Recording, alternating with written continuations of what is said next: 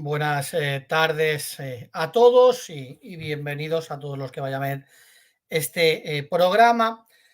Bueno, lo cierto es que hoy pues quería tocar el tema de la escatología, algo bueno que al final la mayoría de las religiones pues le dan cierta importancia. La escatología al final es los tiempos finales y la vida futura, ¿no?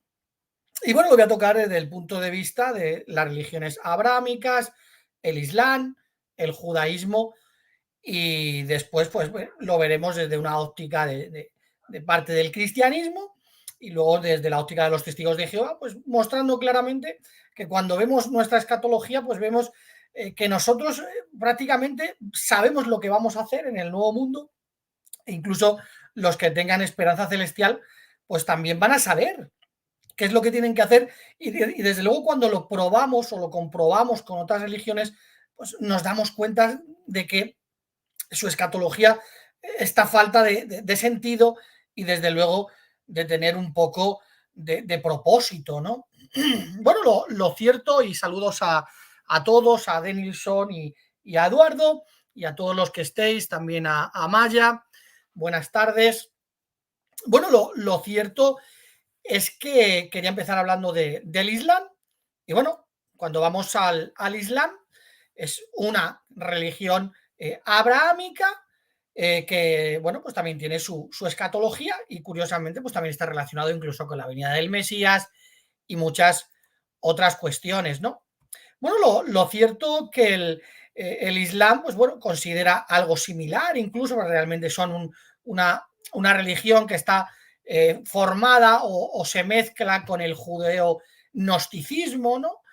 Por eso tienen un poco de las dos cosas, ¿no? Bueno, cuando empezamos a analizar, para ir entrando un poco en materia con relación al Islam, bueno, pues resulta, vamos a ir pasando, que ellos consideran que va a haber, por decirlo así, llegará un momento en que todos irán al cielo, a un tipo de paraíso, y otros irán al infierno.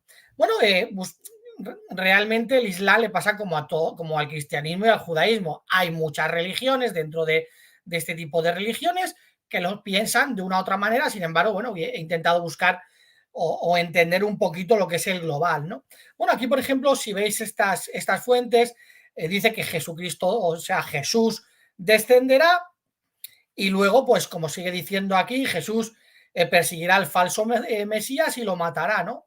Y luego dice que Jesús limpiará sus rostros y les informará de sus rangos en el paraíso, ¿no? Y luego dice, el hijo de María romperá la cruz y matará al cerdo cuando baje, ¿no?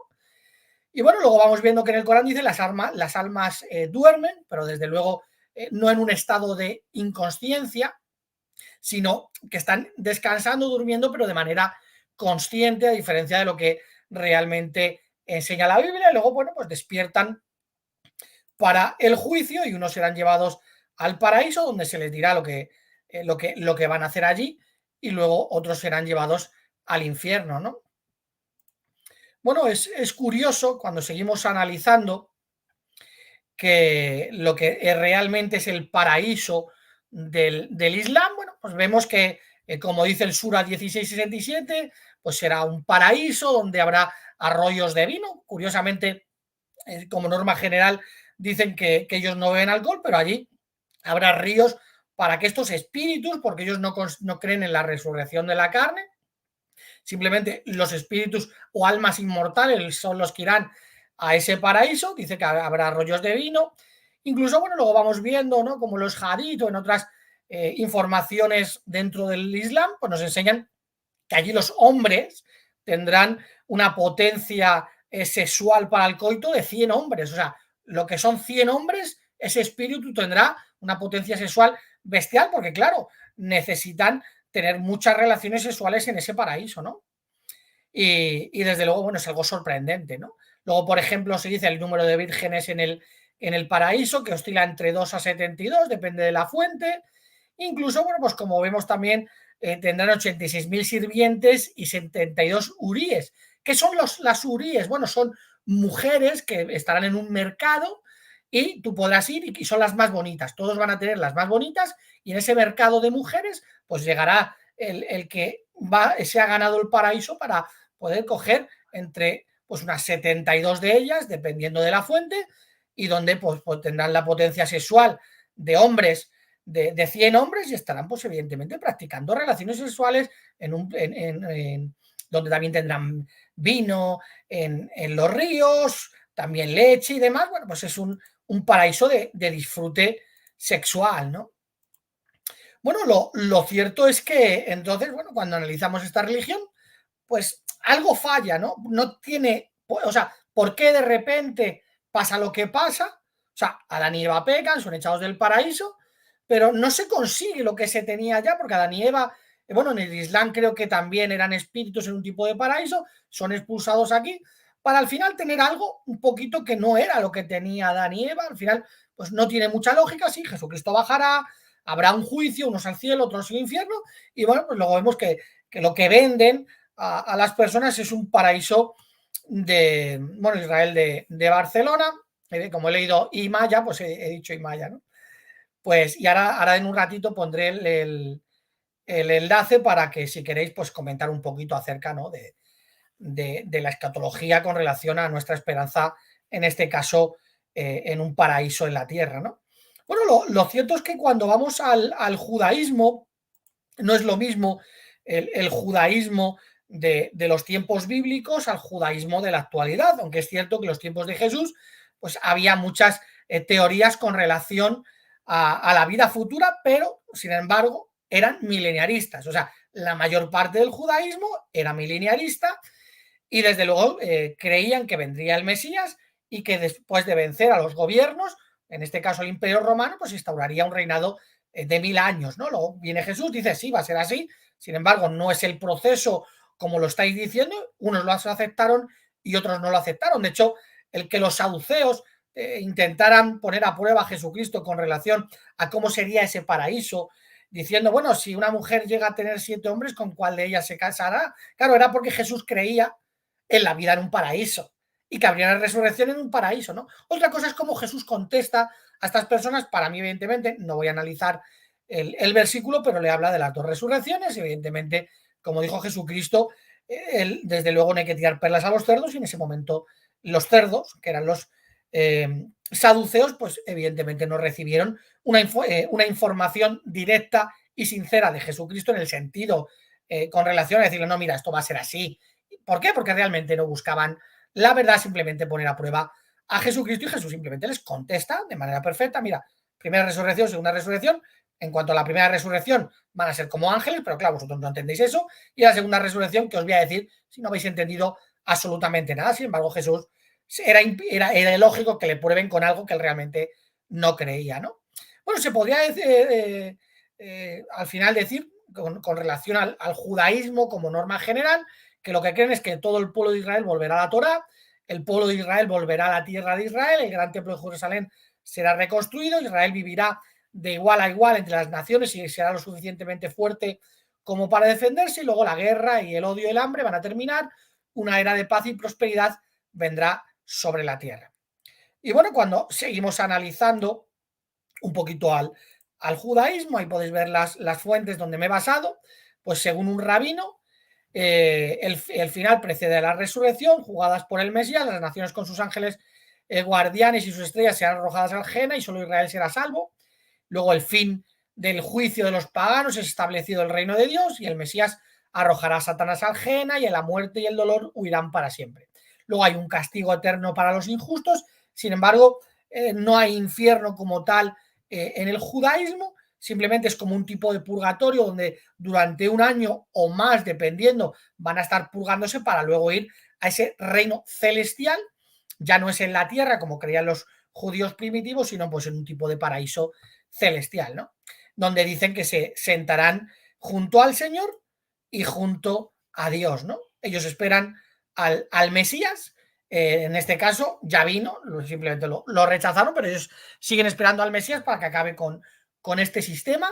Y luego, bueno, pues los malos irán, desaparecerán, habrá un juicio para ellos, desaparecerán, y los buenos, pues bueno, irán a un tipo de purgatorio y después pues a un reino celestial, donde una tierra celestial, donde estarán en la presencia, allí simplemente, allí sentados mirando a Jesucristo, en este caso al Mesías, no a Jesús, porque ellos no no creen en Jesús, sino al Mesías, y en este caso al Dios de Isaac, Abraham y Jacob, ¿no? Bueno, vemos también que la escatología de los judíos pues tampoco tiene mucha lógica. Bueno, con relación al catolicismo, a diferencia de nosotros, que somos mileniaristas, ellos son amileniaristas, o sea, la A significa no milenio. O sea, nosotros creemos que habrá un milenio y ellos creen que no habrá un milenio.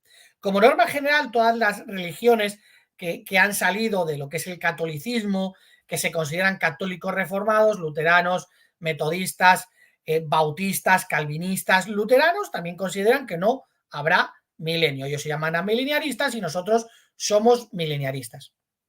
Bueno, mirad lo que dice la Enciclopedia Católica. Dice, a ver, yo creo que lo he puesto. Vamos a ir viéndolo. Ellos creen que los muertos irán, o sea, al final lo que creen es que unos irán al cielo y otros irán al infierno, ¿no? Bueno, dice la Enciclopedia Católica, dice, el amileniarismo es una postura escatológica que de manera general enseña que el milenio del que habla Apocalipsis 20, de 1 a 10, se refiere al tiempo presente de la Iglesia, donde Cristo está reinando en un trono celestial y que culminará con su segunda venida, ¿no?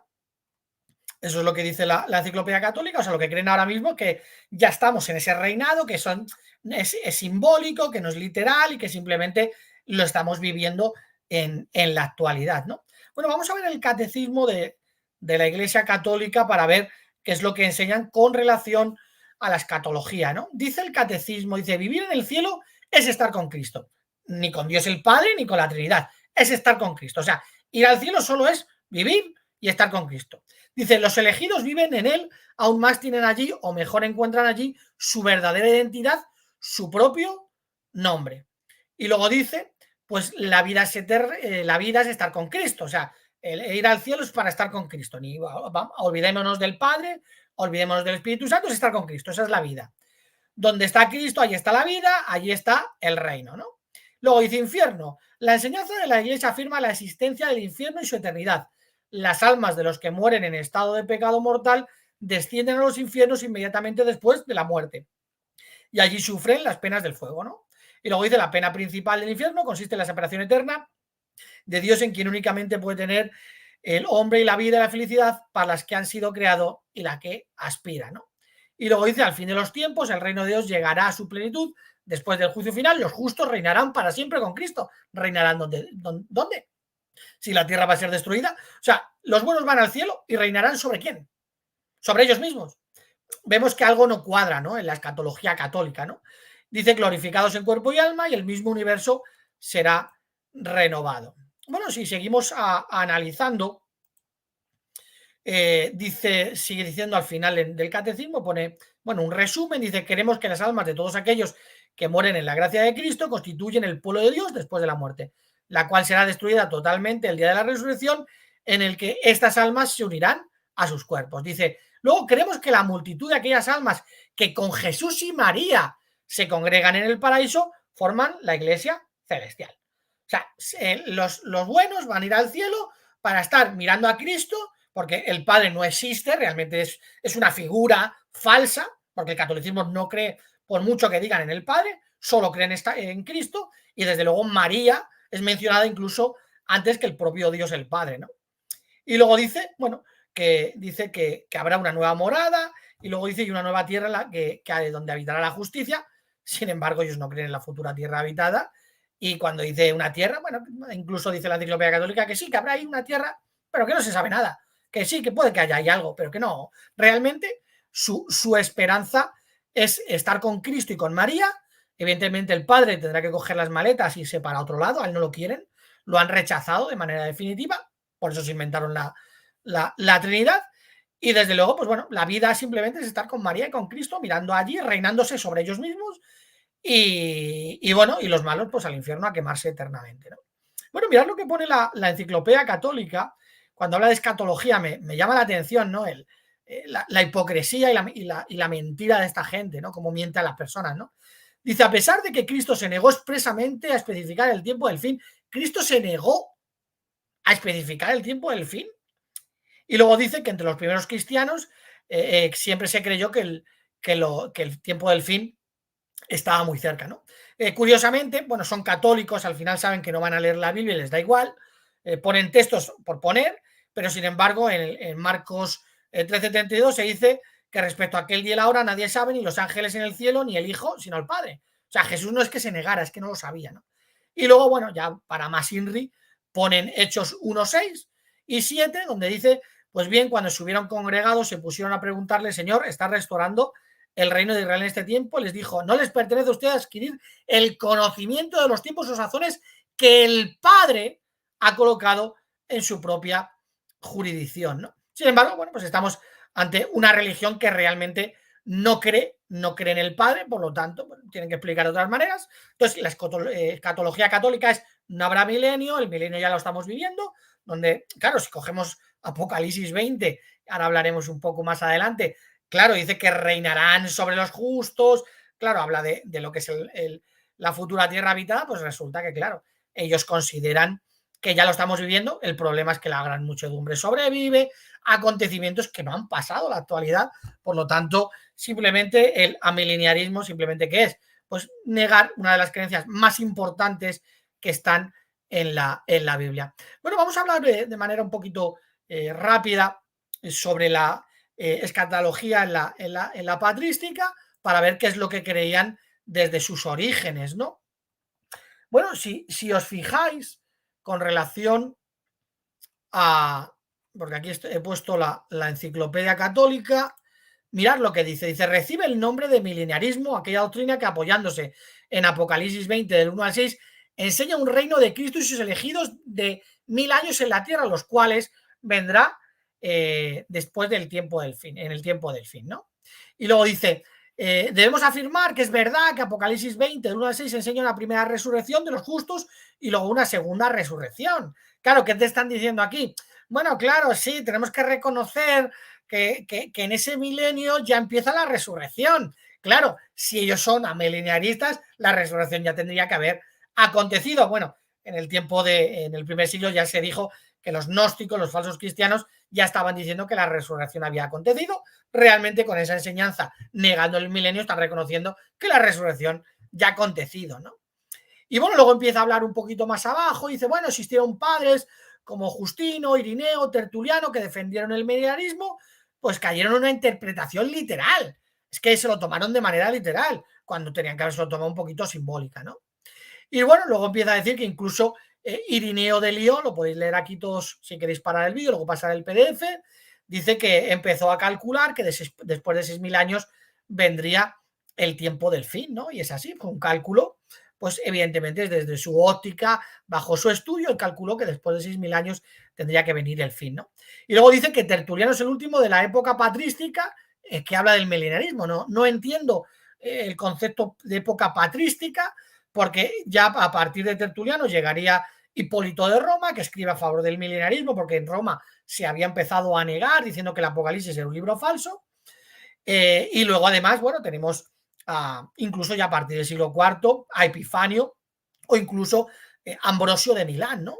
Fue una creencia que siguió hasta el siglo IV y luego dice que sería San Agustín quien acabara con esa esperanza, ¿no? Bueno, vamos a ver lo que dice Irineo de Lyon, porque luego es curioso que estos amileniaristas son los que dicen que se rigen por la tradición los padres de la Iglesia para formar sus creencias. Sin embargo, cuando en el siglo II tienen una creencia, dicen, no, es que se lo tomaban muy literal. Entonces, ¿quién decide? ¿En qué época del tiempo coges tú a un padre de la Iglesia para decir, no, es que a partir de aquí sí, pero si este decía esto, no es literal? Bueno, entonces podemos hacer cada uno lo que nos dé la gana. Podemos hacer, y es lo que hacen pues, religiones falsas como el catolicismo y todas las sectas protestantes que han salido a partir del propio catolicismo romano, ¿no? Bueno, mirad lo que dice, porque, por ejemplo, decía la Enciclopedia Católica que los padres de la Iglesia entendían que habría un milenio y luego el fin, dando a entender como que el paraíso no sería algo eterno. Sin embargo, es mentira. Por ejemplo, en la primera cita podéis ver aquí cómo Irineo de Lyon hablaba de un paraíso, pero de un perpetuo progreso, o sea, para siempre irían progresando en la futura tierra habitada, ¿no? Y luego dice Irineo, dice, si algunos pretenden entender estas frases solo en alegoría, como si algo simbólico, dice, no podrán siquiera ponerse de acuerdo entre sí. Exactamente. Desde luego, a veces Irineo parece que hablaba con personas en la actualidad, ¿no?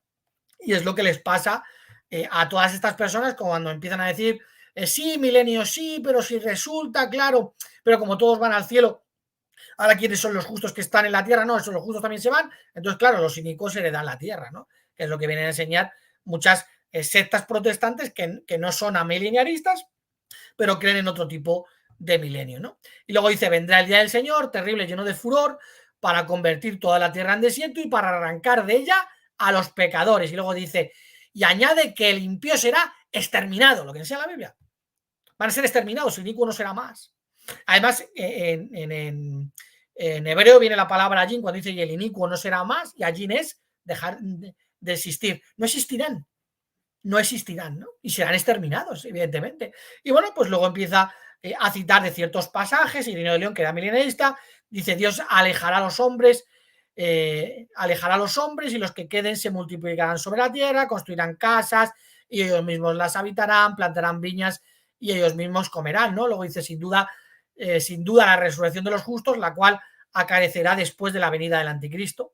Y luego dice, los justos reinarán sobre la tierra. ¿Quiénes son los justos? Bueno, los que disfrutan de la primera resurrección. Y luego un poquito más abajo dice, y los que queden se multiplicarán sobre la tierra, o como dice el 36.2 del quinto libro, dice, unos serán llevados al cielo, otros se detendrán en el paraíso. Los presbíteros, discípulos de los apóstoles, enseñan que este es el progreso.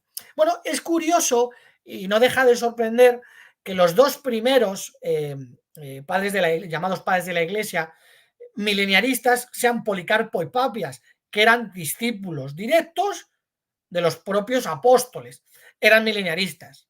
Resulta que Justino era milenarista, Irineo era milenarista, Tertuliano era milenarista, todos, prácticamente todos en el siglo II eran milenaristas. Es verdad que Justino dice que, bueno, que había personas buenas que tenían otra creencia y es donde se agarran. No, es que había otros, ¿ya? Pues no había una iglesia formada, no era la iglesia católica.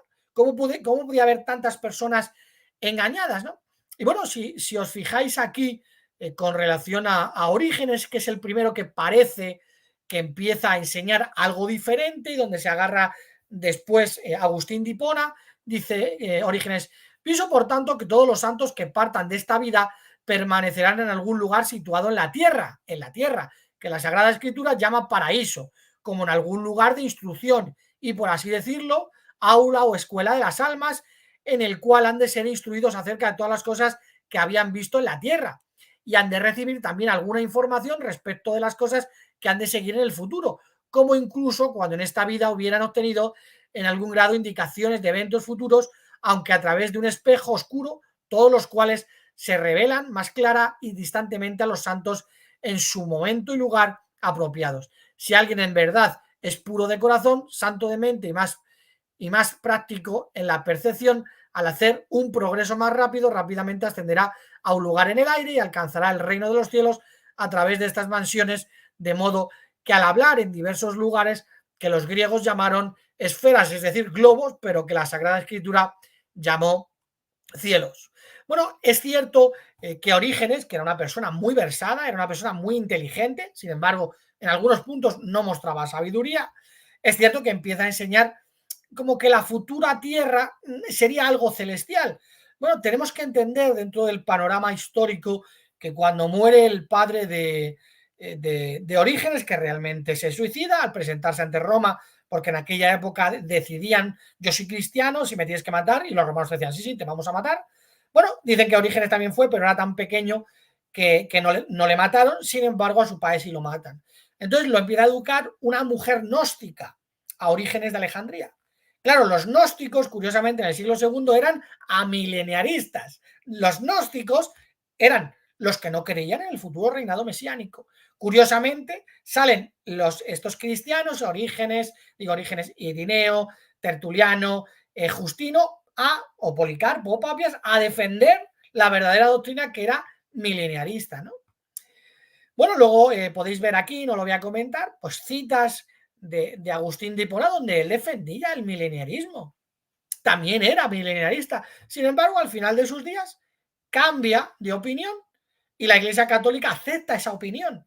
Resulta que también, cuando era joven Agustín de Hipona decía que Pedro era la roca donde Jesús había fundado su iglesia. Sin embargo, en sus retractaciones, cogió y dijo que no, que Pedro no era, que era Jesús. Pero de eso la Iglesia Católica no se agarra, ¿no?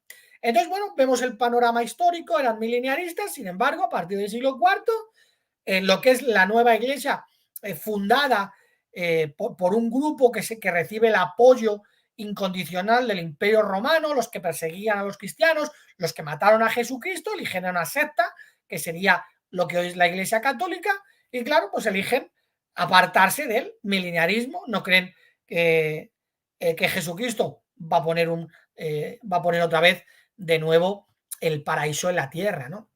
Bueno, lo cierto es que cuando vamos a la creencia de los testigos de Jehová, pues bueno, se ve claramente, es sencilla. Voy a ir poniendo la invitación, si quería, bueno, había dicho para que Israel también subiera, y bueno, si alguno quiere ir subiendo para hacer algún comentario, también he visto a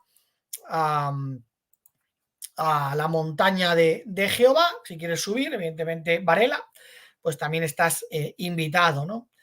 Y bueno, la escatología de los testigos de Jehová es clara, va a haber una gran tribulación, hay una parte que sobrevive, otros serán llevados al cielo, y en el cielo, bueno, estos en el paraíso pues reinarán sobre la tierra en ese nuevo mundo, y al final de los 1000 años, cuando Satanás es soltado un periodo de tiempo, al final, bueno, se acaba todo. Ahora vamos a hablar un poquito más y también dejar comentar a los hermanos. Pues bueno, el tema es que pues al final Jesucristo devuelve el reino a su Dios. Y bueno, aquí había puesto unos pocos textos, no sé si los puedes ver, Varela, hablando acerca, bueno, he puesto varios textos, ahora si quieres ya empiezas a comentar, bueno, diciendo los justos, o sea, un grupo de personas reinarán sobre la tierra, sabemos que van a estar en el cielo gobernando sobre la tierra, y luego, por ejemplo, como dice Colosenses 1:19 y 20 y Efesios 1:10, o sea, el propósito es reunificar consigo mismo tanto las cosas en los cielos como en la tierra. O sea, si al final no se cumple tanto en los cielos como en la tierra, no vale de nada. O sea, paraíso perdido, paraíso recuperado, con una organización formada por Jehová en manos de Jesucristo para cumplir un propósito, colocar cada cosa en su lugar. Bueno, vamos a dar paso a Varela, si quieres comentar un poquito. Antes que nada, hola, ¿y hace cuánto empezaste? Porque me acabo de meter al directo. ¿Cuánto 28, vas ya de...? Hacer una historia. Perdona, 28 es que quería quitar el... llevas casi media hora. Sí, 28 minutos, ya vamos para 29. Sí, Así bueno, en el tema de la escatología a mí me sorprende que generalmente no es un tema completamente tratado entre los que son de la cristiandad o con los testigos de Jehová, porque generalmente ellos se centran en temas como la salvación, que si se pierde o no se pierde, que si todos van al cielo o no, pero en el tema que la Biblia plantea, donde la Biblia se desenvuelve ampliamente en asuntos terrestres, ya en bendiciones que netamente son terrestres, ellos no participan en esos temas. Entonces, al no participar en estos temas que sí conocemos bien los testigos de Jehová, yo percibo que en ellos hay una escatología muy, muy simplista, donde muerte, resurrección, cielo. Así, muerte, resurrección, cielo. Sin especificar, por ejemplo, qué cosas harán en el cielo, de qué consiste esa vida allí, y qué propósito tiene Dios para cada uno de ellos. No, nada. Es muy simple. Sin embargo, cuando un testigo de Jehová examina las partes finales de nuestra historia, que es las partes finales de este sistema de cosas, pero lo que da inicio a un nuevo sistema, nosotros somos capaces de ampliarnos de manera espectacular en los detalles, hablo de detalles, respecto a la vida en el nuevo mundo. Así también como lo que harán los ungidos que participan en la resurrección celestial. Pero eso no se ve en ellos. Ellos es como muerte, resurrección, cielo. Y si es que hablamos de resurrección, porque parece que fuera muerte, se me sale el alma y me voy al cielo. Y es muy simple, todo queda muy vago. Pero ¿cuántos textos un testigo de Jehová puede citar acerca del Nuevo Mundo? Muchos, muchos. Lo que pasa es que no los citamos generalmente cuando hablamos con ellos, porque a lo más que llegan ellos en este tema es a la gran muchedumbre. ¿Pero para qué? Para decir que también se va al cielo y para de contar, ninguna otra explicación. Entonces creo que en escatología solamente llegan a eso, a la parte final de nuestros tiempos, pero no entran en lo que acontece después de la parte final de estos tiempos. Y el testigo sí. Exactamente. No, y vemos que no tiene como un sentido, un cumplimiento definitivo, algo que entrelace toda la Biblia, ¿no? Buenas, Israel, desde el norte de España, ¿qué tal? ¿Cómo estás? ¿Qué tal, hermanos? Hola Samuel, hola Francesco, encantado de saludarte. Hola, hola. Un placer saludaros. Igualmente. Nada, escuchando las argumentaciones, ¿no?, que estaba dando Samuel, y ciertamente lo que mencionaba ahora Francesco, ¿no? Quedan débiles los argumentos cuando piensas en el propósito que tiene Jehová solamente en la creación, cuando Él creó tanto los cielos como la tierra y a quién puso en cada lugar, ¿no? Al final, si no se llega a esta conclusión de la vida en la tierra de manera eterna para las personas fieles, el resto deja de cobrar sentido, deja de tener sentido, ¿no? Por eso, no, como nos dice, ¿no? Jehová no creó la tierra para ser un lugar de paso, para llegar en su momento al cielo, sino que más bien la formó con propósito específico, ¿no? Como dice Isaías 45:18, para ser habitada. ¿Habitada por quién? Pues habitada por los hombres. Dios hizo la tierra para el hombre y el hombre para vivir en la tierra. Salmo 115:16 lo deja claro. Entonces, cuando uno se sale de lo que enseña la Biblia acerca de esto, como mencionaba sobre la ley mortal, el infierno de fuego y todo lo demás, o ir a vivir al cielo, pues hay que dejar de lado el propósito original de Dios, que no se cumple. Entonces, ahí eso no se puede cuadrar, ¿no? Y podríamos mencionar muchas cosas más, algunas cosas también por ahí, pero bueno, dejo aquí un momento la intervención. Pues sí. Bueno, al final la cuestión es que cuando hemos analizado un poco la escatología de las religiones es, bueno, los musulmanes al final es un mundo de placeres sexuales, sin embargo, bueno, olvidamos esta tierra, pero nos vamos a una tierra siendo espíritus, donde la mujer no vale para absolutamente nada, para que luego después tener relaciones sexuales y demás. Los judíos al final, es verdad que los judíos actuales rechazan todo lo que realmente era el judaísmo primitivo, simplemente para, bueno, iremos para ver a Dios, ante la presencia de Dios, y ahí estaremos, ¿no? Cuando empezamos a analizar religiones como el catolicismo, sí, para estar mirando a Jesucristo y a María, pero entonces, ¿dónde queda eso de reunir consigo mismo las cosas en los cielos y en la tierra? Claro, ahora, cuando vamos a los testigos de Jehová, vemos que Adán y Eva pierden un paraíso, que Dios le dice a Jesucristo, colócamelo todo como estaba, organiza un gobierno y ahora le devuelve el reino a su Dios y Padre. Pero evidentemente vemos que ha habido un reinado milenario donde los justos heredan la tierra y demás. O sea, vemos como un contexto donde podemos ir montando y poniendo cada pieza en su lugar y dices, oye, pues cuadra. Sin embargo, cuando vemos otras religiones, dices, ¿qué propósito ha tenido hasta el final? Que era de aprender, como dicen, por ejemplo, no era aprender y estar ante la presencia de Cristo y de María. El Padre no, pero de Cristo y de María. No sé si queréis hacer algún comentario, empezar a desarrollarlo. Que sobre el tema de la escatología, me gustaría enfatizar lo que dije recién, que si tiene que ver esto con el final de los tiempos, en la cristiandad se asocia como al final de los tiempos y se acaba todo. Pero es que la escatología tiene que ver con el final de los tiempos para reiniciar todo. Y ellos no saben de qué reinicio habrá, o sea, de qué reinicio se está hablando en la Biblia. Por ejemplo, en el texto de Mateo 19:28, ¿ok? Todos saben que nosotros usamos una interlineal del griego al inglés, lamentablemente, no al español, pero ahí está la palabra palingenesia. O sea, es el conjunto de palin y luego genesia. Genesia es de Génesis. ¿Ah? Es como decir palingenesia. Entonces, palin significa de nuevo, otra vez.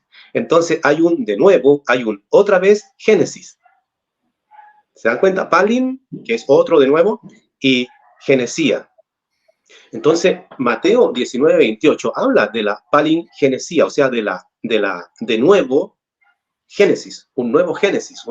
Por eso que en la Biblia, en la nuestra, la Biblia anterior que decía en la recreación, en el volver a crear. Bueno, y ahora usa la expresión el tiempo de hacerlo todo nuevo. ¿Se dan cuenta? Porque es como un nuevo Génesis, una palingenesia. Mateo 19:28. Entonces, si hay un nuevo Génesis, por así decirlo, ¿por qué en la cristiandad solo llegan con el tema de la escatología al tiempo en que se acaba el sistema de cosas, viene supuestamente Jesucristo, quema el mundo, digo supuestamente en el sentido de que viene a quemar la tierra, porque eso es lo que dicen algunos, y se van todos al cielo, incluso la gran muchedumbre y punto? Bueno, ¿y el nuevo Génesis? ¿Y Mateo 19:28 con el nuevo Génesis?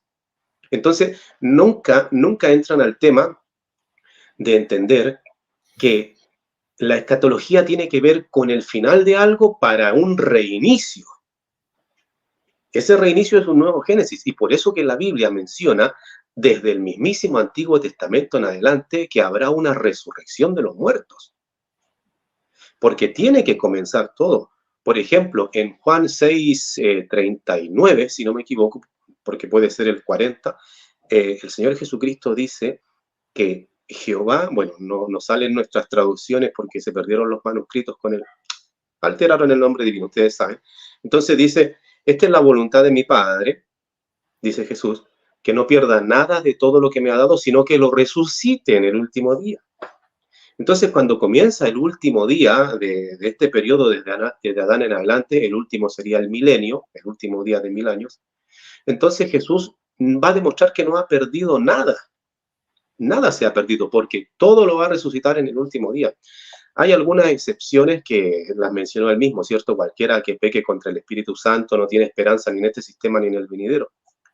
Pero el tema entonces es que en la Biblia y en boca del Señor Jesucristo se está expresando un nuevo Génesis, un nuevo comenzar, al punto de que nada se va a perder porque los mismísimos muertos van a resucitar. Pero ¿dónde queda eso? Cuando en la cristiandad sencillamente hablan de que hay que morir, se nos sale el alma y nos vamos al cielo. ¿Se dan cuenta cómo entonces pisotean lo que dice Mateo 19:28 sobre un nuevo Génesis? No sé si quieres comentar algo, Israel. Sí, es lo que decía ahora Francesco, ¿no? Jehová hizo desde el Génesis, desde el inicio, tenía un propósito muy claro y definido, y no solo con la Tierra, los seres humanos, o sea, se tendría que cargar el universo entero, es un universo físico que Dios ha creado, con sus planetas, con sus galaxias, con sus cúmulos, sus supercúmulos. ¿Y dónde queda eso? En el propósito que ellos piensan que Dios va a tener, porque al final es un universo físico. Y estamos en el principio de la creación por Dios, como bien sabemos, ¿no? Sí, Dios hizo al ser humano para vivir para siempre. De hecho, Eclesiastés 3:11 dice que ha puesto en nuestro corazón el deseo de vivir eternamente. Y nadie quiere morir. Absolutamente nadie, o sea, no juicio, obviamente desea la muerte. Todos se aferran y todos se ponen tristes cuando un ser querido se va. Y eso es así.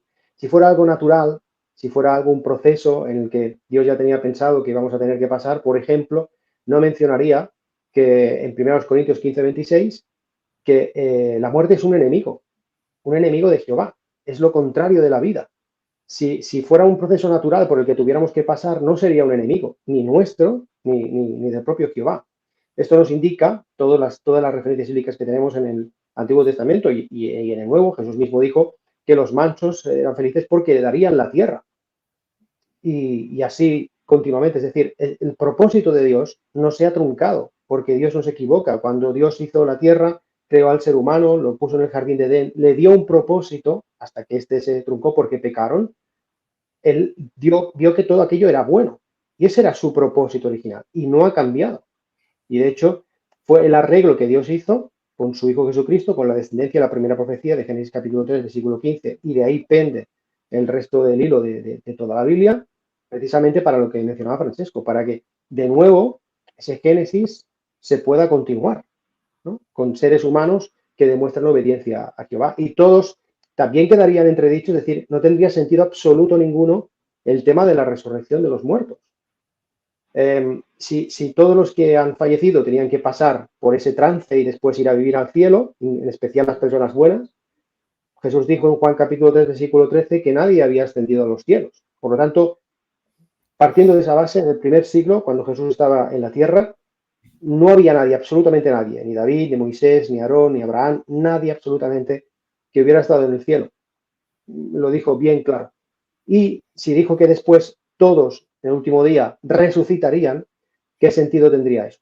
Absolutamente ninguno. Eso no lo puede encuadrar con lo que enseña la Biblia. Son, como tú bien decías, Samuel, filosofías platónicas, que por cierto, cuando mencionaba sobre el último, ahí, el de Alejandría. De Orígenes de Alejandría. Orígenes y otro más, la nueva enciclopedia platónica menciona, perdón, la nueva enciclopedia católica menciona que lo que enseñaba venía de Platón y así lo asumieron así. Así que tampoco ellos son conscientes también de esto, ¿no? Otra cosa después es lo que enseñan. Pero no cuadran las enseñanzas con lo que la Biblia enseña. Totalmente. Al final hay creencias que se anteponen. Y claro, como tú tienes una creencia que se antepone a un contexto bíblico, tienes que ir diciendo que todo es simbólico, ¿no? Claro, luego no cuadra. Por ejemplo, si vamos a Apocalipsis 7, cuando dice que pasa una gran muchedumbre, que sus ropas han sido blanquecidas y demás con la sangre del cordero, luego dice que, bueno, sobre esa gran muchedumbre Dios extenderá su tienda, le secará las lágrimas de los ojos, y si vamos al 21, te dice que esos, a los que seca las lágrimas, a los que extiende su tienda, son los humanos. Y ahora dice que ya por fin Dios estará con ellos, ¿no? Y como dice que cuando, o 1 Corintios 15, 28, cuando Jesús le entrega el reino, ya Dios será todo para con todos. Y ahí dices, bueno, pues ya Dios estará con la humanidad, ya por fin los mansos son los que heredan la tierra, porque son los herederos que heredan la tierra, y todo va cuadrando. Y ahora dices, claro, es que Jesús tenía que cumplir, como dice Colosenses 1, 19 y 20, reunir consigo mismo las cosas en los cielos y la tierra, lo que se pedía en el Padre Nuestro. Hágase tu voluntad, tanto en los cielos como en la tierra. Sin embargo, cuando vamos a todas las religiones, ¿qué vemos? Pues que el cielo vale un poquito, pero es que la tierra no la quieren. Y si alguna religión te acepta la tierra, tienen que llevárselo como a otro plano, como una tierra celestial, como si esto no estuviera en el cielo. Es como, bueno, es vale una tierra, pero en otro plano. Y en vez de humanos, como un tipo de carne glorificada y tal, es como, oye, tenemos que rechazar todo eso, ¿no? Bueno, ha entrado también ahora Pasaje al Paraíso. No sé si querías hacer algún comentario.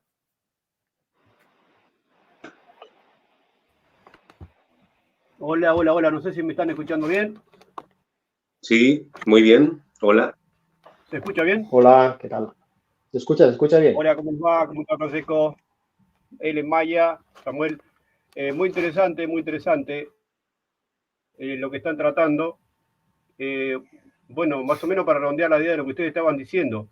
Yo lo que puedo decirles, cuando uno dice la verdad sobre algo, puede ser todo lo específico que sea posible. Pero cuando no tiene todas las cartas, dice generalidades. Y eso es lo que sucede con este tema. Cuando a una persona común y corriente le preguntamos qué esperanza tienen, empieza con generalidades. Te dicen, no, vamos a ir al cielo. ¿Y qué vas a hacer en el cielo? Como decía Samuel hace un ratito. No sé, vamos a estar en el cielo con Dios. Y nada más que eso. No se redondea la idea con el tema general de la Biblia ni con nada. Son generalidades. Nosotros tenemos respuestas específicas. Sabemos que hay un grupo limitado de personas que van a ir al cielo a gobernar, lo dice Apocalipsis. Sabemos que el propósito de Dios era desbaratar las obras del diablo, que eso para eso manda a Cristo Jesús, y desbaratar las obras del diablo significaba volver a cero el reloj de lo que Dios Jehová había creado en el principio. Un paraíso cuyo propósito era que se convirtiera la tierra en todo ese paraíso, ¿no? Entonces, si volviendo a la explicación, si vamos a pensar de que Dios va a destruir la tierra, entonces, ¿qué pasó con las obras que iba a desbaratar Cristo Jesús? ¿Qué pasó con el propósito original? ¿Qué pasó con las miles y miles de especies de animales, vegetales que existen y que pueblan la tierra? ¿Tiene sentido aniquilar todo este planeta? ¿No? Sería totalmente ilógico. Por eso yo digo que desde la lógica podemos llegar a un razonamiento que cuadre perfectamente con la enseñanza que nosotros conocemos los testigos de Jehová. Pero lo que ellos enseñan es totalmente contrario a lo que la lógica y el razonamiento nos dice. El ser humano está diseñado para vivir en la tierra, como ustedes dijeron. ¿En qué momento pensamos en morir? En ningún momento.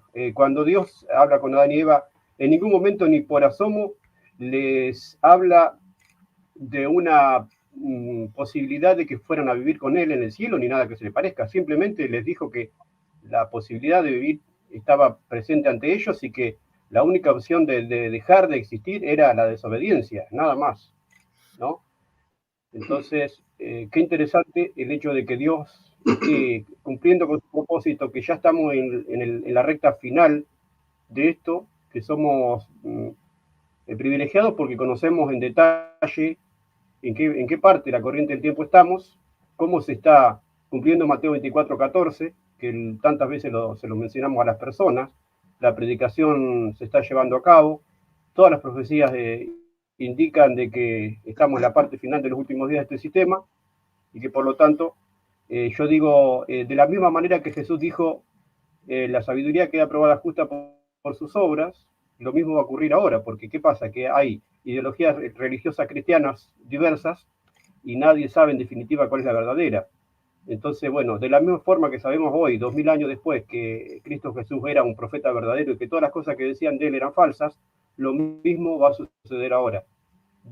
Dios va a poner blanco sobre negro y va a demostrar quiénes son sus siervos, y es ahí donde vamos a tener el privilegio de ver finalizar el propósito de Jehová. Es algo maravilloso y que está a las puertas. Y bueno, con relación a cómo realmente a nosotros nos encajan las piezas, claro, el amileniarismo lo que entiende es que el milenio no es literal, que se está viviendo ahora, pero claro, durante ese periodo Satanás es encerrado, se entiende, para no hacer daño. Entonces Satanás se entiende que ahora no puede estar haciendo daño. Claro, la cuestión está que luego es soltado para que de nuevo, durante un periodo de tiempo, claro, ahora entendemos en un concepto de que la humanidad ha alcanzado la perfección y ahora se nos prueba en perfección, luego ya viene, extravía gente para después, al final, bueno, ya estas personas evidentemente tendrán que desaparecer, la muerte ya no será, como antes ha comentado Israel, ese último enemigo ya desaparecerá y ya por fin, bueno, pues ese progreso eterno, ¿no? Entonces, ¿cómo podríamos, por decirlo así, entenderlo desde la óptica de este tipo de religiones que al final, pues, es que no, simplemente, bueno, eso también es simbólico. Claro, no, eso también es simbólico. No sé si queréis comentar alguna cosa, Varela. Sí, mira, yo creo que el gran problema de la cristiandad parte desde el hecho de que no entiende, porque no lo entiende, que el tema central de la Biblia no es la salvación de la humanidad. Fíjense que ellos creen que sí. Como dice la Biblia en Juan 3:16, que de tal manera amó Dios al mundo, que dio a su Hijo, ¿cierto? Entonces, claro, piensan que ese es como la médula. Pero es que el tema principal de la Biblia es la santificación del nombre de Dios. Y el problema adicional es que ellos con la palabra nombre siempre entienden nombre propio, es decir, tetragramatón o algún título, pero en la Biblia, cuando nosotros hablamos de nombre, ¿ya? Hablamos de reputación, de fama. O sea, cuando yo digo tu nombre, Samuel, dentro de las personas que nos conocen en las redes sociales, cualquiera que te conozca, independientemente de qué bando, por así decirlo, sea, cuando yo digo tu nombre, se le forma una imagen mental respecto a la reputación que tienes tú a ojos de él. Si es un hermano, en su mente al yo hablar de Samuel va a decir, sí, cierto, un hermano, muy... sin mencionarlo, se le va a proyectar aquí en su mente. Cuando escuche Samuel Fernández va a decir, sí, un buen hermano, un buen defensor, pero cuando ese mismo nombre suene en la cabeza de algún detractor, va a asimilar quizás una reputación negativa de ti. Entonces, lo mismo con los demás que estamos aquí. Entonces, ¿qué pasa? Que en la Biblia la palabra nombre significa fama y reputación. Y lo que había, o lo que hay, que ya se está limpiando, lo que hay que limpiar es la fama y la reputación, el buen nombre de Jehová. Porque desde el principio, así como nosotros también lo leemos en Job, ¿ok? Desde el principio Satanás ha querido demostrar que Dios es un mal creador, un mal gobernante, un mal Dios. Por ejemplo, en el caso de Job, él quiso decir que Si ustedes leen los primeros 2 capítulos, las personas que ven este vídeo y ven los 2 primeros capítulos de Job, se van a dar cuenta que en pocas palabras Job está diciendo, mira, es porque tú sobornas al ser humano, por eso él te adora. A la hora que tú no le das todo lo que le has dado, vamos a ver si te adora. Eso fue lo que dijo, creo que es Job 1:10. Entonces, Satanás, con otras palabras, está queriendo decir que Dios gobierna por medio del soborno. O sea, el ser humano no lo ama porque es defectuoso, no tiene la capacidad de amarlo, dice Satanás. Y en el Génesis nosotros vemos que supuestamente Dios es mal gobernante porque esconde de Adán y Eva algo que a ellos les beneficia. Satanás está diciendo que ellos necesitan comer del fruto, que ¿por qué prohibido? Eso le va a hacer bien a ellos. Ellos van a ser más de lo que son. Van a ser como Dios. ¿Acaso Dios no quiere competencia? ¿Qué teme Dios? ¿A qué le teme? Por así decirlo, ¿a qué le teme? ¿Que ellos sean igual que Él? ¿Por qué les niega el fruto? Entonces son cosas que uno logra percibir y allí se está dejando mal el nombre de Dios. Entonces cuando viene Jesucristo y dice, he dado a conocer tu nombre, oye, ¿dónde vino Jesús? Vino a Israel. Israel ya sabía que el nombre de Dios es Jehová. Así es que, ¿qué quería decir Jesús cuando dijo, he dado a conocer tu nombre? Si el tetragramaton ya se lo conocía Israel. Lo que está dando a conocer Jesús es el nombre, pero con la fama y la reputación correcta. Entonces, aquí ya, sé que me extiendo, entonces aquí ya termino con esta idea. Cuando se entiende bien la Biblia, se percibe que el propósito principal es santificar la reputación, el buen nombre de Dios, no la salvación del ser humano. Ese no es el tema principal. Que venga por consecuencia, sí, pero lo principal es la santificación del nombre de Dios. Y es por eso que Dios tiene que poner a la humanidad nuevamente en perfección, en el nuevo Génesis, por así decirlo, para que se demuestre que cuando Él creó al ser humano perfecto, el ser humano falló por una mala actitud que Él desarrolló por sí mismo a instancia de Satanás, no porque Dios haya sido un creador defectuoso. Nos va a poner al mismo nivel de Adán y Eva, y al no fallar, ¿cierto? En su gran mayoría, porque después viene una prueba final, pero al no fallar en su gran mayoría, entonces va a demostrar Dios que Él es un buen creador, es un buen gobernante y es un Dios amoroso. Muy bien. Bueno, hay un texto en la Biblia que dice que todo lo que sale de la boca de Jehová vuelve a él con resultados, ¿no? Claro, al final parece que el mandato de Dios a Adán y Eva fue llenar la tierra y multiplicaos. Algo que yo siempre he preguntado mucho en la predicación es si Adán y Eva no hubieran pecado, ¿dónde estaríamos? Curiosamente, casi todo el mundo te termina diciendo, en algún momento hubiéramos ido al cielo. Ya, pero la única manera era pecar. O sea, la única manera era usar a Satanás. Si Satanás no viene, tú no tienes lo que tú quieres. Entonces, la cuestión está, al final Satanás de verdad ha conseguido que el propósito original no se cumpla. No sé, a mí es algo que me hace pensar. No sé, Israel, si quieres comentar alguna cosita y demás. Sí, es por eso que no me extraña que intenten coger el Génesis y digamos, acoplarlo a sus ideas y no al revés. Es decir, el Génesis lo que muestra es el hecho fehaciente del propósito de Jehová. Y lo dice muy claro en Génesis capítulo 1, versículo 31. Después de haber todo hecho eso Jehová, Dios vio que todo lo que había hecho era todo muy bueno. Era todo bueno. Si Jehová estaba contento con su creación. Él no tenía la intención de que el ser humano fuera a vivir al cielo. De hecho, el Salmo 115, 16 menciona muy claramente lo siguiente. Dice, los cielos le pertenecen a Jehová, pero la tierra se la dio a los hijos de los hombres. Eso ya en el Salmos. Es decir, y es curioso, ¿no?, que mencionábamos antes, si Satanás no hubiera aparecido, no se hubiera revelado, y Adán y Eva no se hubieran revelado, es decir, la santificación del nombre de Jehová no hubiera sido necesaria. O sea, todo eso, la profecía de Génesis 3:15 no se hubiera dado. O sea, no hubiera hecho falta todo eso. Porque el propósito de Jehová era ese, crear por amor, compartir y que el ser humano viviera en la tierra, le dio un propósito que tenían que cumplir y ya está.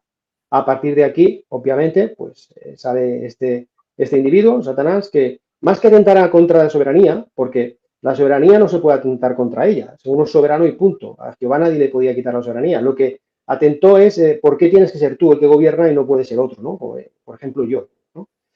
Y esto es lo que hizo Satanás. Y aquí Jehová, pues, obró muy bien, con mucha sabiduría, Y a partir de aquí, sí que el objetivo principal es la santificación del nombre de Jehová. Pero en Génesis, hasta ese punto, lo que Jehová había hecho era lo que quería hacer.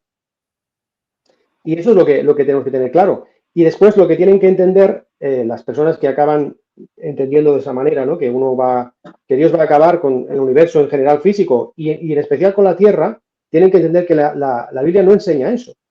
Que Jehová dice una y otra vez que la tierra subsistirá para siempre, que nadie la moverá, que los mansos heredarán la tierra y vivirán para siempre sobre ella, que los que gobernarán con Jesucristo, con los 144.000, reinarán sobre la tierra. O sea, la tierra no se va a mover, no va a dejar de existir. Jehová arruinará, Apocalipsis 11:18, arruinará a los que arruinan la tierra, porque sigue queriendo cumplir con su propósito original. Lo que tú mencionabas, Samuel, Isaías 55:10-11, mi palabra no sale de mí sin resultado, volverá y tendrá éxito. Así nadie le puede decir a Jehová que lo que ha hecho está mal o cambiarle de parecer. La aportación que quería mencionar. Muy bien. De hecho, algo que hoy estaba analizando, que quiero hacer otro vídeo, y estaba juntando ideas, una creencia que también tiene la cristiandad es que Jesucristo tiene un cuerpo de carne, ¿no? En un mismo ser, bueno, tiene un cuerpo de carne. Bueno, al final parece que Satanás ha hecho lo perfecto para que todo este tipo de doctrinas esta gente las pueda tener. No queremos la tierra, al final, si Satanás no entra, hubieran tenido que estar castigados eternamente en el paraíso, según lo que consideran.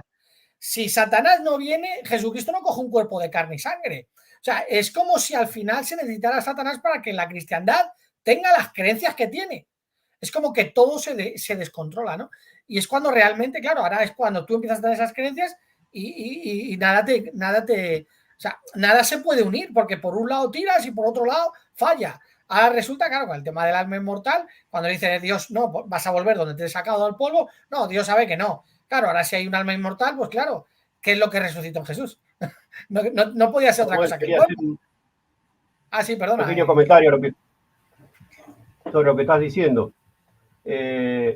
Lo que fallan, lo que sucede es cuando una expresión simbólica se toma de manera literal, o cuando una expresión literal se toma de manera simbólica. Ese es el problema que han tenido siempre, ¿no? O sea, del momento que la Biblia habla en 2 de Pedro, nuevo cielo, nueva tierra, ellos dicen, acá está clarito, nuevo cielo, nueva tierra.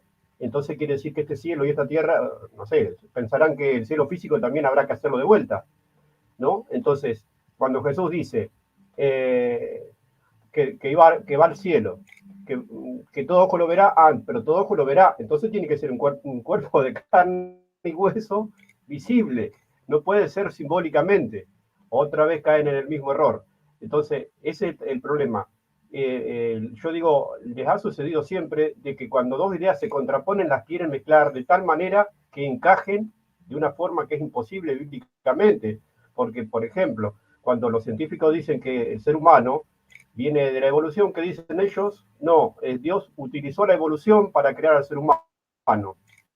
O sea, tienen que dar bien a toda costa con Dios y con el diablo, digo yo. No se mantienen firmes en lo que dice la Biblia. La Biblia es tajante cuando dice algo, pero ellos una y otra vez intentan mezclar las ideas, como hacen.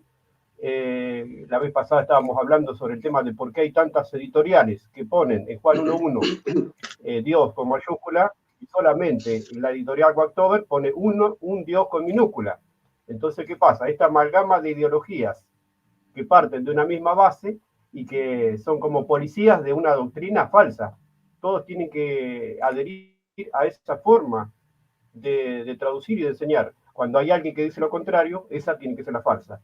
Bueno, es una lucha la que tenemos permanentemente para demostrarle a esta gente de que la cantidad no hace a la calidad en ningún sentido, y mucho menos en la traducción.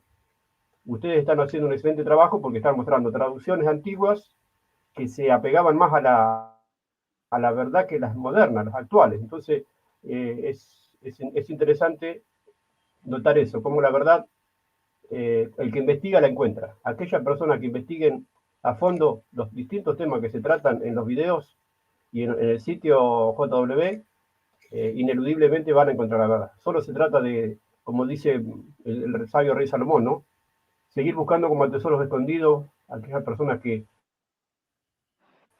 investiguen. Jesús mismo dice, sigan buscando y hallarán, sigan tocando y se les abrirá, sigan. O sea, la pauta está, es hasta qué punto estamos dispuestos a disponer de tiempo, sacrificio, esfuerzo, de nuestros recursos para encontrar la verdad. Esa verdad está disponible y depende de cada uno de nosotros que esté dispuesto a encontrarla. Muy bien. Bueno, Varela, ¿quieres? Y ahora comento una cosa y ya vamos. ¿Qué vas a decir, Varela? Sobre el cuerpo, lo que pasa es que hay personas, mira, seamos honestos, y puede incluso ocurrir dentro de nuestra propia organización, especialmente si son nuevos. Hay personas que no conocen bien la Biblia, entonces sí, creen por fe y todo, pero conocen la Biblia un poquito más por encima. Por lo tanto, quizás no comprendan lo que uno dice a veces. El caso es que en la Biblia se plantean derechamente, porque la Biblia lo dice, se plantean tipos y antitipos. O sea, que así como hubo una cosa en lo que se llama el Antiguo Testamento, eso tipificaba, ¿cierto?, un mismo asunto, pero en un nivel superior que tiene relación con Cristo. Cuando la Biblia te dice claramente que hay un tipo y un antitipo, porque te lo explica, entonces tú tienes que entender el tipo y antitipo. Mientras no haga tipo y antitipo, que no lo haga uno tampoco, ¿ya? Porque si no se presta para enredo. Pero la Biblia, por ejemplo, plantea que cuando se hacía el sacrificio para el perdón de pecados, ¿ok?, ese cuerpo que se había sacrificado era quemado fuera del campamento, ¿ok?, fuera de la puerta de la ciudad, o del campamento cuando todavía no había ni siquiera ciudad, y era quemado para que no se corrompiera, porque si tú dejabas el sacrificio allí y se corrompía, ese sacrificio ya no tenía valor. Pero ¿y cómo si lo hicimos antes que tiene que se corrompa ahora? No, es que Jehová no quiere que se corrompa. Respecto al maná también, a Jehová le molestaba que se recogiera maná más de la cuenta, porque si pasaba el día en el que había que comérselo, iba a llegar a otro día y entonces se iba a corromper, y eso ya le era ofensivo a Jehová. Entonces, fíjense cómo los sacrificios se quemaban fuera de la ciudad, a pesar de que era para perdón de pecado, porque eso tenía que desaparecer a fin de que no se corrompiera. Respecto a Jesucristo, voy a leerlo aquí porque no lo podría decir de memoria. En Hebreos 13:11, en Hebreos 13:12 dice: por eso Jesús también sufrió fuera de la puerta de la ciudad, para santificar al pueblo con su propia sangre. Hebreos 13:12. Entonces es el mismo tipo y antitipo. ¿Ya? Jesús también sufrió fuera de la puerta de la ciudad y fue después llevado precisamente allá fuera de la ciudad a un sepulcro. Entonces, ¿qué ocurría con los cuerpos sacrificados? No tenían que corromperse. Entonces, aquí es donde algunos usan la burla y empiezan a decir: ay, entonces, ¿qué pasó? ¿Qué pasó? Se disolvió en gases, Dios lo hizo desaparecer, a ver, ¿qué pasó? Como si por el simple hecho de que uno no puede decir a ciencia cierta qué pasó con el cuerpo, entonces se anula lo que yo acabo de leer en Hebreos 13:12. No, pues, eso es una falacia. Es la falacia del silencio, porque yo no puedo explicar lo que hay, por ejemplo, en el núcleo de la luna, no por eso, porque yo no sé explicarlo, porque no lo sé, no por eso vamos a tener que creer lo que diga otra persona que tiene esto y esto otro. No se pueden aprovechar de que uno no sepa concretamente qué pasó. Pero el punto es que la Biblia, usando tipo y antitipo, dice que el cuerpo de Jesucristo, que Jesucristo sufrió fuera de la ciudad. Sabemos también que fue sepultado allí y sabemos lo que ocurría con los cuerpos fuera de la ciudad. Tenían que desintegrarse antiguamente por el fuego. Jehová no necesitó fuego, a fin de que eso no se corrompiera. Y es precisamente lo que dice la Biblia, que él no vería la corrupción. Entonces, ¿qué ocurre después? Resucita. Y aquí es donde viene el punto importante. Jesucristo resucita con su mismo cuerpo, el cuerpo que él siempre tuvo por la eternidad antes de venir a ser sacrificado por nosotros. El cuerpo que él tuvo antes de venir a ser sacrificado, ese es el mismo cuerpo con el cual resucita el Señor, para que después, como dice Apocalipsis 21:5, Jehová haga todo nuevo, que coincide con Mateo 19:28 de un nuevo Génesis. Entonces, hay una escatología rica en base a lo que hace Jesucristo, que el testigo de Jehová comprende, no así la cristiandad. Sí, bueno. De hecho, ¿no? En el pueblo cuando hacían lo de la Pascua no podía quedar ni la grasilla, ¿no? Pero bueno, la semana que viene lo quiero tocar en el canal. Bueno, por hacer un poco resumen, y si queréis, pues podéis comentar un poco. Yo tengo esperanza celestial, no. Tengo esperanza aquí en la tierra, yo quiero vivir en la tierra, quiero vivir lo que dice la Biblia, que toda la tierra tendrá el conocimiento de Jehová. O sea, todos tendremos el conocimiento de Jehová, se sabrá la verdad. Quiero vivir en la tierra hecha un paraíso, ver cumplido, ¿no?, lo que se ha pedido tanto tiempo en el Padre Nuestro: venga a tu reino para que se haga tu voluntad, tanto en los cielos como en la tierra, que Jesucristo termine de cumplir, reunir consigo mismo las cosas de los cielos y la tierra, ver cómo le devuelve el reino a su Dios y Padre, y saber que vamos a tener que trabajar en el paraíso con relación a los que resuciten, va a haber que enseñarles, incluso con las personas que nazcan, ¿no? Y que va a haber un grupo de personas que tienen esperanza celestial y que van a estar reinando, y como dice, incluso se abrirán unos nuevos rollos, y con esos nuevos rollos juzgarán a todos, ¿no? Y es mi esperanza, es lo que yo veo en la Biblia, y para mí además no tiene sentido toda la Biblia sin otra vez restaurar o poner de nuevo el paraíso en la tierra mediante el reinado milenario. Bueno, si queréis ir comentando vosotros también un poquito vuestra opinión al respecto, Israel, y luego ya acabamos con Varela, bueno, con Roberto y luego con Varela. No acabes con Varela, pobrecillo. Sí. Y otra cosa, yo quiero vivir cerca de Varela en el paraíso. Muy bien. Eso es seguro que será magnífico. No, yo también tengo esperanza terrenal, obviamente. De hecho, yo quería mencionar, ¿no?, recordar que la esperanza celestial es una esperanza antinatural, de hecho. Como decíamos antes, si Adán y Eva no hubieran pecado, no hubiera habido ningún ser humano que hubiera ido a vivir al cielo, ni siquiera los 144.000. Es una esperanza antinatural. El ser humano está hecho con sus anhelos, sus deseos, de vivir en la tierra de manera eterna, ¿no? Y eso no se puede quitar de la Biblia. La tierra no se va a mover, no va a ser destruida, es verdad. Y entienden muchas veces mal, por ejemplo, textos como Segunda de Pedro, capítulo 3, versículos 7 y 10, o del 5 al 7, donde dice que la palabra según la palabra, los cielos y la tierra que existen ahora están reservados para el fuego y guardados hasta el día del juicio y de la destrucción de la gente irreverente. Es decir, si la tierra, esa tierra que es la que esperan que se destruya, se va a destruir, los cielos en los que habita Dios también van a ser destruidos. O sea, no tiene ningún tipo de sentido, ¿no? Se refiere tanto a gobiernos, cuando se refiere a cielos, y cuando se refiere a la tierra, a la gente que mora en ella. Como dice el Salmo, los que son malvados no existirán más, buscarás y no estarán, ya los habrá eliminado Dios, solo vivirá la gente mansa ahí, ¿no? Entonces, eso totalmente cuadra con el relato del Génesis, con el propósito de Dios. Lo demás, ni siquiera la resurrección de los muertos, no cuadraría, porque si ya estarían en el cielo, no tendría ningún tipo de sentido que volvieran a resucitar para volverlos a juzgar. De hecho, ni siquiera los discípulos de Jesús creían eso, ¿no? Cuando a la resurrección de Lázaro, Marta dice muy bien, ¿no? Yo sé que mi hermano se levantará en la resurrección en el último día. Ella sabía que ni Lázaro ni otros siervos de Jehová estaban viviendo en el cielo, ¿no? Esto cuadra, la escatología que nosotros tenemos, los testigos de Jehová, en lo que tiene que ver con la recreación, en este caso la restauración de todas las cosas que ocurrieron desde el Génesis, cuadra con el resto de la Biblia, y el resto de religiones, pues obviamente no pueden decir lo mismo. Muy bien, excelente, ¿no? Roberto, no sé si quieres comentar alguna cosita. Sí, finalizo con el texto base del nombre de mi canal, que es Pasaje al Paraíso. La expresión de Cristo Jesús al malhechor es esta, ¿no? Estarás conmigo en el paraíso.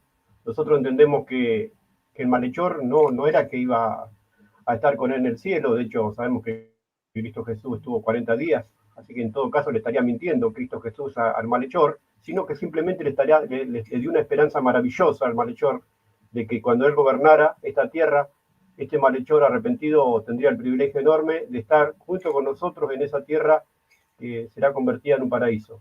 Entonces, me acuerdo, relacionado con lo que dijo Israel recién, el relato de Lázaro. Si Lázaro realmente hubiera muerto, bueno, hubiera ido al cielo y sería un tormento para él volverlo a traer a la tierra, ¿no? Evidentemente, simplemente estaba inconsciente, y bueno, sabemos que Lázaro, bueno, volvió de su estado de inactividad, de su inconsciencia a la vida y no del cielo. Así que somos privilegiados, tenemos un hermoso privilegio de estar en esa gran muchedumbre que menciona Apocalipsis 7:9, que nadie podía contar, de toda nación, tribu, lengua y pueblo, que hoy en día está conociendo el camino verdadero de la vida eterna terrenal, y que bajo el reinado de Cristo Jesús vamos a tener el privilegio de convertir esa tierra en un paraíso, aquel privilegio que tuvieron nuestros primeros padres y que lo desaprovecharon. Así que seguimos trabajando, cada uno desde su sitio, llevando este mensaje con alegría, con amor, con fe, con esperanza.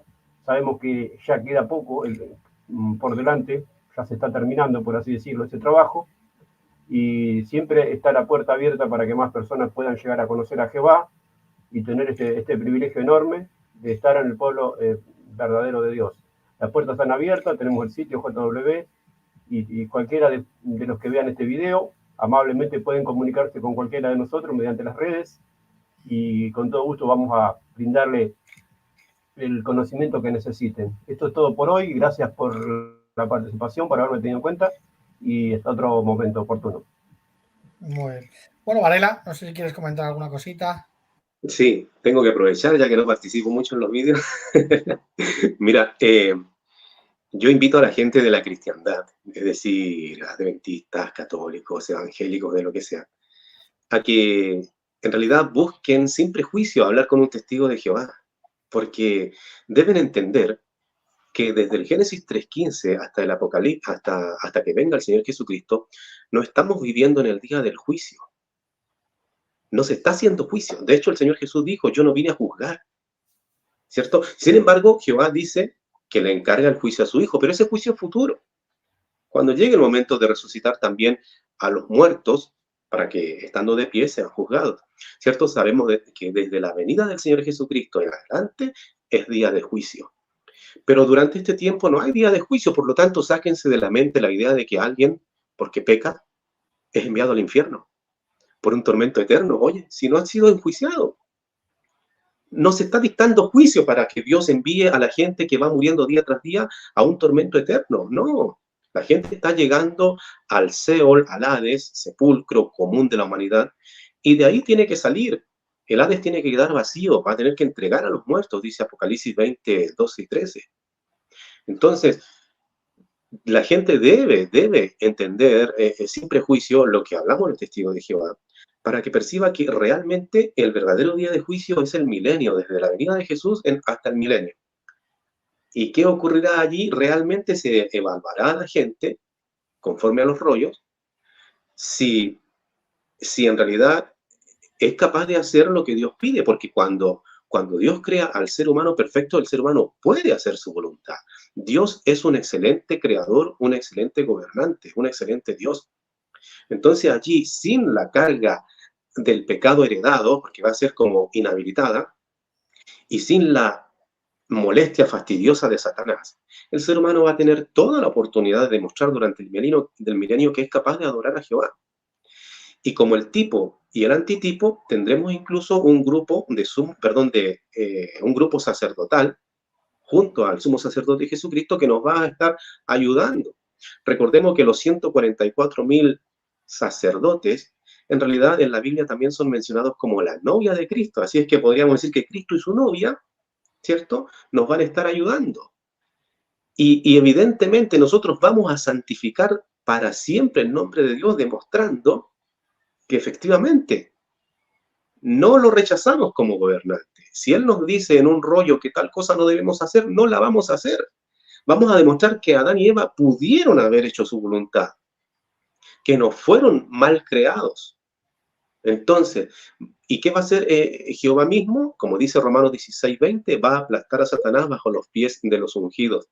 Cuando los ungidos estén como novia de Cristo, entonces, bajo los pies de ellos, dice Romanos 16:20, Jehová va a aplastar a Satanás. Entonces, fíjense, los que ven este vídeo, cómo Jehová va tanto a santificar su nombre como a destruir humillantemente al que lo quiso humillar a él.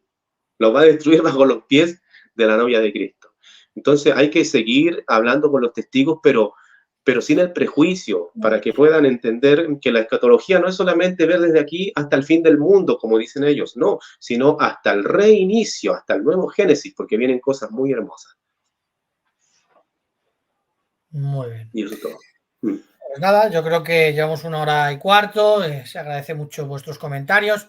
No sé si alguno quiere decir alguna cosita así rápida o lo Yo dejamos. despedirme, si me permites, muchísimas gracias por darme la oportunidad de poder estar con vosotros, he disfrutado mucho y nada, para ser en más ocasiones y lo que decían nuestros hermanos, ¿no? Que animamos a las personas a acercarse, a preguntar, a disipar dudas y en nuestra página web oficial jw.org podrán encontrar muchísima información al respecto. Y después dirigirse a cualquier testigo de Jehová que con todo gusto les intentarán demostrar con su propia Biblia incluso lo que quiere decir la Biblia acerca de esto, ¿no? Y de nuevo, muchísimas gracias, Samuel. Venga, pues Hasta la nada, próxima. muchas gracias a vosotros. Saludo para todos.